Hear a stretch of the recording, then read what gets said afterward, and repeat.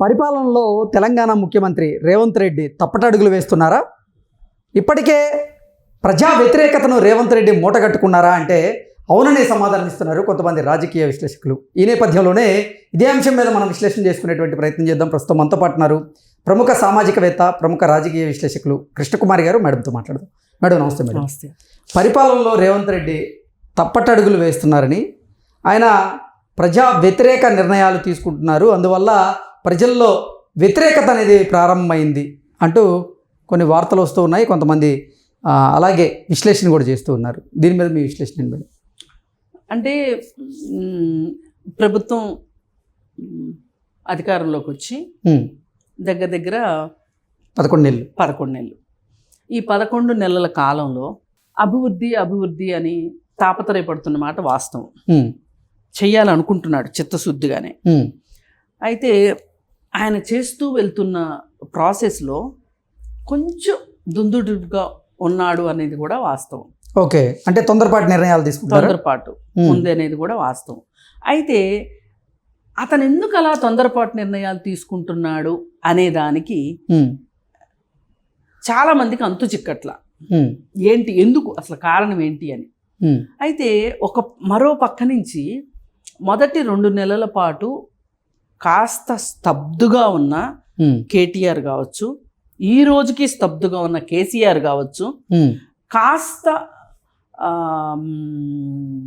ఎక్కువ మాట్లాడిన హరీష్ రావు కావచ్చు. మొదట్లో హరీష్ రావే మాట్లాడాడు, కేసీఆర్ అసలు మాట్లాడలేదు. కేటీఆర్ ఢిల్లీ చుట్టూ తిరగడం సరిపోయింది చెల్లిని విడిపించుకోవటానికి.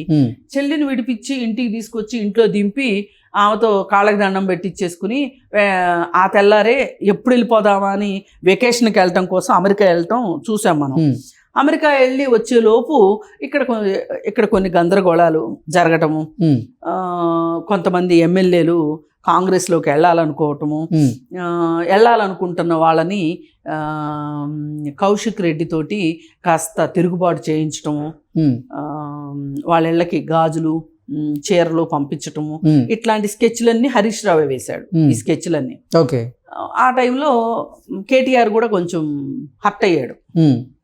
నేను లేని టైం చూసి క్రెడిట్ అంతా నువ్వే కొట్టేస్తావా బావా అన్నట్లు అన్నీ నడిచినాయి. అయితే ఇవన్నిటి వల్ల ఏం జరుగుతుంది అంటే, వీళ్ళని ఇలా వదిలేస్తే కాదు, అదేదో సినిమాలో చూపించినట్టు వీళ్ళని వాడిని అలా వదిలేకండి రా బాబు, ఎవరికైనా చూపించండి రా బాబు అన్నట్లు వీళ్ళని ఇలా వదిలేస్తే కాదు అని రేవంత్ రెడ్డి ఇంత డోస్ పెంచి ప్రతిరోజు కేటీఆర్ని కలవరిస్తున్నాడు. కేటీఆర్ని, కేసీఆర్ని, హరీష్ రావుని కొంచెం తక్కువే కానీ కేసీఆర్ కేటీఆర్ని కలవరిస్తున్నాడు. ఇలా ప్రతిపక్ష నాయకులు జపం చేయటం వల్ల అధికార పక్షానికి ఎప్పుడైనా దెబ్బే. పరిపాలన మీద దృష్టి పెట్టాలి, ప్రజల అవసరాల మీద దృష్టి పెట్టాలి. ఈయనేమనుకుంటున్నా అంటే, వాళ్ళ పాలనలో చేసిన తప్పుల గురించి వీళ్ళని ఎక్కువగా విమర్శిస్తూ వెళ్తూ ఉంటే వాళ్ళని కట్టడి చేస్తాము అని అనుకుంటున్నాడు రేవంత్ రెడ్డి. అపరిపక్వంగా కట్టడి చేసే పద్ధతి అది కాదు. వాళ్ళు ఏమన్నా మాట్లాడుకోనివ్వండి, ఏమన్నా చేయనివ్వండి, మీ దోవను మీరు పనిచేసుకుంటూ వెళ్తామే ప్రజాస్వామ్యబద్ధంగా. ఇది మట్టుకు ఇన్వర్టెడ్ కామాస్లో బ్యాంక్ అప్లికేషన్లో షరతులు వర్తిస్తాయి అన్నట్లు ఈ షరతు వర్తించి తీరవలసిందే ప్రజాస్వామ్యబద్ధంగా, చట్టబద్ధంగా అనేది.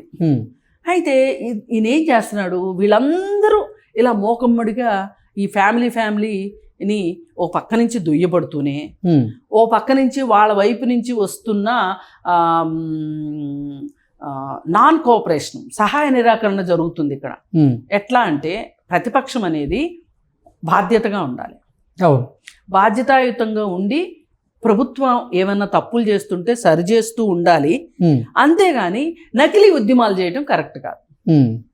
వీళ్ళు నకిలీ ఉద్యమాలు చేయటం మొదలెట్టారు. ఇప్పుడు ఫర్ ఎగ్జాంపుల్ చెప్తాను మీకు. మూసీ ఉంది.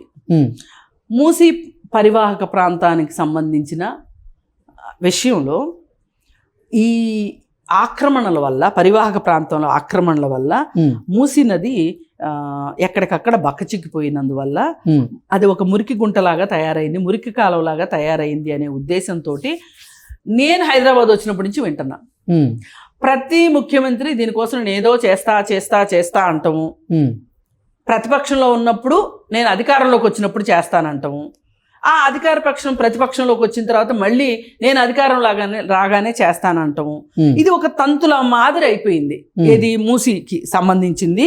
అలాగే నాలా ఆక్రమణలు కూడా ఇదే స్టోరీ. ఎవరికి వాళ్ళు ప్రతిపక్షంలో ఉన్నప్పుడు చేస్తామంటారు, అధికారం పక్షంలోకి వచ్చినప్పుడు చేయరు. నిన్న మొన్న నినాదం ఇచ్చిన వాళ్ళు ప్రతిపక్షంలోకి వెళ్ళగానే చేయటానికి వీల్లేదంటారు. ఈ ఆటలో ఇన్ని సంవత్సరాలు గడిచిపోయినాయి.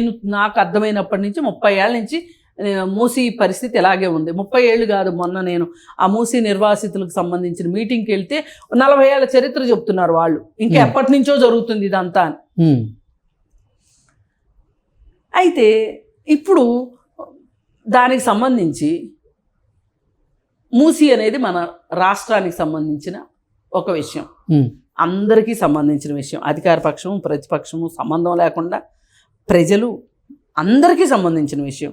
అలాంటప్పుడు మీరు కోఆపరేట్ చేయాలి కదా. మీరు ఎందుకు కోఆపరేట్ చేయరు? కోఆపరేట్ చేయకుండా ఆ ప్రజలను రెచ్చగొడుతున్నారు. మీరు ప్రతిపక్షాలుగా ఉన్నప్పుడు మీరు ఏం చేయాలంటే అభివృద్ధికి అడ్డం రావద్దు. ఈ ప్రాసెస్లో సామాన్య ప్రజలు నష్టపోతుంటే వాళ్ళ పక్కన ఉండి మీరు నెగోషియేట్ చేయండి. వాళ్ళ కోసం పరిహారం ఇప్పించే విషయంలో కావచ్చు, రీహాబిలిటేషన్ విషయంలో కావచ్చు, రీహాబిలిటేషన్ ఇచ్చిన దగ్గర సౌకర్యాల విషయంలో కావచ్చు, మీరు ఆఖరి నిర్వాసితుడికి కూడా న్యాయం జరిగే వరకు మీరు నిలబడండి. అది మీ విధి విధానం అవ్వాలి. అంతేగాని అసలు వద్దు అంటే ఎన్ని సంవత్సరాలు అలా ఉండిపోవాలి మూసి? అక్కడ అడ్డం పడ్డాడు కేటీఆర్. ఆయన పెద్ద హీరోని అనిపించుకోవాలని. ఇక ఆ విజయోత్సాహంలో ఉన్నాడు ఆయన, మేము బాగానే అడ్డుకుంటున్నాము అని. ఇప్పుడు వీళ్ళు కూడా ఏం చేశారు, మొండిగా లేడీకి లేచిందే పరుగు అన్నట్లు ఒక ప్రాసెస్లో వెళ్ళాల్సిన విధానాన్ని ప్రాసెస్లో వెళ్ళకోకుండా కొంచెం జంపింగ్లు చేస్తున్నాడు. లాంగ్ జంపులు చేసుకుంటా సడన్గా నిర్వాసితుల ఇళ్ల మీదకి బుల్డోజర్లు తీసుకెళ్ళిపోయి చేయటం ఇట్లా చేస్తున్నారు. హైడ్రా కూడా అలాగే జరిగింది. మొదలైనప్పుడు చాలా బ్రహ్మాండంగా జరిగింది, అందరం ఆహ్వానించాము హైడ్రాని. మళ్ళీ వచ్చేసరికి చివరికి వచ్చేసరికి తప్పులు తడకైపోయి కేవలం సామాన్యుల మీదకే హైడ్రా బుల్డోజర్లు వెళ్ళడం. మూసీ దగ్గర కూడా ఇదే పని జరుగుతుంది. మీరు అట్లాంటప్పుడు పట్టుకోండి, అలాంటప్పుడు మాట్లాడండి, మీరు ప్రజల తరఫున ఉండండి, అలా ప్రజల వైపు నిలబడండి. అలా నిలబడట్లేదు, మీరు ప్రజల వైపు నిలబడట్లేదు, ప్రభుత్వాన్ని మీరు ఇలాగే చెయ్యాలి అని నిర్దేశించట్లేదు. మధ్యలో వీళ్ళని రెచ్చగొట్టేసేసి తమాషా చూస్తున్నారు, తోలుబొమ్మలాట మొదలెట్టించి తమాషా చూస్తున్నారు. ఇది నిజంగా చాలా తప్పు. భవిష్యత్ తరాలకు అన్యాయం చేసినట్టు, ఈ రాష్ట్రం అభివృద్ధిని ఆపినట్టు మీరు అదే పని చేస్తున్నారు. ఈ పని చేస్తున్నప్పుడు ఇప్పుడు ఏమవుతుంది, రేవంత్ రెడ్డికి నేను ఇంకొంచెం మూర్ఖంగా ఉండాలి కావచ్చు, నేను ఇంకొంచెం కర్కశంగా ఉండాలి కావచ్చు, నేను ఇంకొంత అప్రజాస్వామికంగా ఉండాలి కావచ్చు, వీళ్ళ మీద నేను ఇంకొంచెం ఎక్కువ విమర్శల డోసు పెంచాలి కావచ్చు అనే నిర్ణయానికి రేవంత్ రెడ్డి రావటం. ఫలితంగా వీళ్ళిద్దరి కుమ్ములాటలో, వీళ్ళిద్దరి ఘర్షణలో పల్లాగిపోతున్నాయి. 11 నెలలు అయింది, మొదటి 3 నెలలు 4 నెలలు. మొదట్లో అసలు వీళ్ళు చేసిన విధ్వంసం ఎట్లాంటి విధ్వంసం అంటే కేటీఆర్ వాళ్ళు ఈ ప్రభుత్వాన్ని పడగొడతాం, ఇది 3 నెలలే ఉంటుంది, ఇది 4 నెలలే ఉంటుంది, ఇది పడిపోయే ప్రభుత్వం, ఇది 3 నాళ్ళ ముచ్చట ప్రభుత్వం అని మీరు ఒక రకమైన వాళ్ళకి ఒక ఇన్సెక్యూరిటీని కలిగించారు. అది మొదటగా చేసిన తప్పు కేటీఆర్ వాళ్ళు. అలా ప్రతిసారి స్పీడ్ బ్రేకర్లు వేస్తూనే వస్తున్నారు. ఇలాంటి గందరగోళ పరిస్థితుల్లో రేవంత్ రెడ్డి కన్ఫ్యూజ్ అయిపోయి, నన్ను కన్ఫ్యూజ్ చేయకంటారా, కన్ఫ్యూజ్ చేస్తే ఎక్కువ కొట్టేస్తానంటాడు ఒక హీరో సినిమాలో. అట్లా అయిపోతుంది రేవంత్ రెడ్డి పరిస్థితి.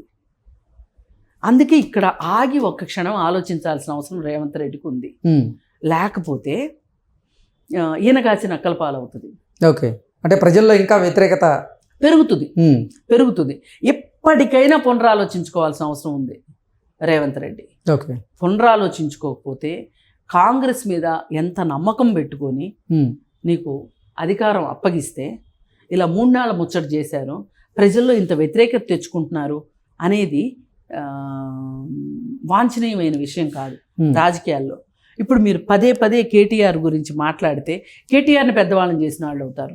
ఇప్పుడు పక్క రాష్ట్రంలో చూశారు కదా, జగన్మోహన్ రెడ్డి పవన్ కళ్యాణ్ లోకేష్ అని చెప్పి వాళ్ళిద్దరికి ఏమి రాదు, వాళ్ళిద్దరు పప్పులు అది ఇది అని చెప్పి వాళ్ళిద్దరిని ఇప్పుడు పెద్ద లీడర్లు చేశారు. ఇప్పుడు వాళ్ళు కసికొద్ది లీడర్లు అయ్యారు వాళ్ళు ఇప్పుడు. ఉమ్, ఇవాళ చూడండి, లోకేష్కి 10 సంవత్సరాల క్రితం లోకేష్కి, లేదంటే 5 సంవత్సరాల క్రితం లోకేష్కి ప్రతి సంవత్సరం గ్రాఫ్ పెంచుకుంటూ వెళ్తున్నాడు. ఉమ్, ఇవాళ చాలా పరిణితి ఉన్న నాయకుడిగా, యువ నాయకుడిగా తేలాడు. ఉమ్, ఈ క్రెడిట్ మొత్తం జగన్మోహన్ రెడ్డికి ఇవ్వాల్సిందే. ఉమ్, ఎక్కిరిచ్చి రాంగోపాలవరం లాంటి వాళ్ళు, ఉమ్, ఇట్లాంటి వాళ్ళందరూ ఎక్కిరిచ్చి ఆడెవడో అమెరికాలో ఉన్న వాళ్ళకి ఈయన రోజు పొద్దున్నే వాళ్ళకి మనసులో థ్యాంక్స్ చెప్పుకోవాలని అడిగితే ఉమ్, విమర్శించి పట్టుదలను పెంచారు, రాటు తెలిపోయాడు ఈరోజు. ఉమ్, అట్లా మీరు మళ్ళీ మీ చేతులతో మీరే తీసుకెళ్ళి కేటీఆర్ వాళ్ళ కాళ్ళ దగ్గర అధికారం పెట్టినట్టు అవుతుంది. మిగతా 4 సంవత్సరాలు కూడా మీరు ఇలాగే పరిపాలన చేస్తే గనక ఓకే, అదే పరిస్థితి వస్తాయి. అందుకని డేంజర్ బెల్స్ ఆల్రెడీ మోగుతున్నాయి. ఉమ్, మీరు ఎంత ప్రజాస్వామ్యంగా ఉండి ఎంత కలిసి వచ్చే వ్యక్తుల్ని కలుపుకుని పోయి, ఇప్పుడు ఎందుకు ఇంత ఆవేశంగా మాట్లాడాల్సి వస్తుందంటే, ఇప్పుడు వాళ్ళు నిజ నిర్ధారణకి వెళ్ళిన మహిళా నాయకుల్ని దానిలో యాక్టివిస్టులు ఉన్నారు, అసలు రాజకీయాలతో పెద్ద సంబంధం లేని వాళ్ళు కూడా ఉన్నారు, వాళ్ళని కూడా నిర్బంధించారు. ఉమ్, ఇది ఏం న్యాయం అని అడిగితే గొంతు చించుకున్నా కానీ ఎవరు సమాధానం చెప్పేవాళ్ళు. అదేమంటే అక్కడ సున్నిత ప్రదేశం, సున్నితమైన ప్రాంతం, మీరు వెళ్తే ఇంకా గొడవలు ఎక్కువ అవుతాయి అని. అంటే ఎన్ని రోజులు దాచిపెడతారు మీరు గొడవల్ని? అందుకని ఇకనైనా ఒక సున్నితమైన పద్ధతుల్లో సమస్యాత్మక ప్రాంతాల్లో మీరు పనిచేయాల్సిన అవసరం ఉంది. ఉమ్, ఆ దిశగా అవసరమైతే మీరు అందరినీ కలుపుకోండి, ప్రజాస్వామ్యవాదులందరినీ కలుపుకొని ప్రజాస్వామ్యయుతంగా మాత్రమే మీకు పరిష్కారాలు దొరుకుతాయి తప్పితే వాగాడంబరంగానో ఆవేశమైన ప్రసంగాల ద్వారానో రెచ్చగొట్టే మాటలతోనో మీరు సమస్యల్ని పరిష్కారం చేయలేరు. Okay, okay madam, thank you so much. Thank you.